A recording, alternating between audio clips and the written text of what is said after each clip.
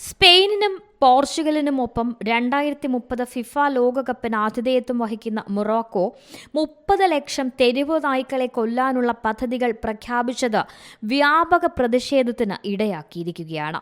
പ്രശസ്ത ടൂർണമെന്റിന്റെ സമയത്ത് ടൂറിസം ആകർഷണം വർദ്ധിപ്പിക്കുന്നതിനുള്ള രാജ്യത്തിന്റെ ശ്രമം മൃഗസംരക്ഷണ സംഘടനകളിൽ നിന്നും പ്രവർത്തകരിൽ നിന്നും വ്യാപകമായ പ്രതിഷേധങ്ങൾക്ക് കാരണമാവുകയാണ്.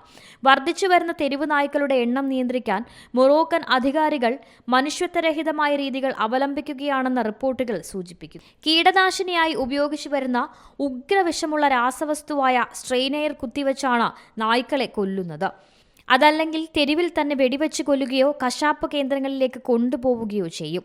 നിരവധി പേരാണ് ഈ നടപടിക്കെതിരെ രംഗത്ത് വന്നിരിക്കുന്നത്. എന്നാൽ ഈ വിവാദവുമായി ബന്ധപ്പെട്ട ഫിഫ ഇതുവരെ ഒരു പ്രസ്താവനയും പുറത്തുവിട്ടിട്ടില്ല എന്നതും ശ്രദ്ധേയമാണ്.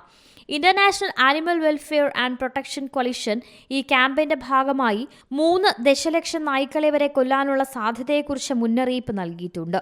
ഫുട്ബോൾ ഗവേണിംഗ് ബോഡിക്ക് അയച്ച തുറന്ന കത്തിൽ കൊലപാതകം തുടർന്നാൽ മൊറോക്കോയുടെ ഹോസ്റ്റിംഗ് ചുമതലകൾ താൽക്കാലികമായി നിർത്തിവെക്കണമെന്ന ആവശ്യവും ഉയരുന്നുണ്ട്. കൊലപാതകങ്ങൾ തടയാൻ ഫിഫ ഉടൻ നടപടിയെടുക്കണമെന്നും ആവശ്യപ്പെട്ടു. മൊറോക്കോയിൽ തെരുവു നായ്ക്കളെ കൊല്ലുന്നത് നിരോധിക്കുന്ന നിയമചട്ടക്കൂടുകൾ നിലവിലുണ്ടെങ്കിലും പലപ്പോഴും നിയമപരമായ ഇടപെടലുകളില്ലാതെ അധികാരികൾ ഈ നടപടികൾ തുടരുന്നതായും റിപ്പോർട്ടുകൾ പറയുന്നു. പ്രാദേശിക നിയമപാലകർ അക്രമത്തിനു നേരെ കണ്ണടച്ചതായും ആക്ഷേപമുണ്ട്. ഇത് മൃഗസംരക്ഷണ സംഘടനകളുടെ സ്ഥിതി കൂടുതൽ സങ്കീർണമാക്കുകയാണ്. International desk C Malayalam news. ഏറ്റവും പുതിയ വാർത്തകളും വിശേഷങ്ങളും വിരൽ തുമ്പിലറിയാൻ സി മലയാളം ന്യൂസ് എല്ലാ ഡിജിറ്റൽ പ്ലാറ്റ്ഫോമുകളിലും ലഭ്യം.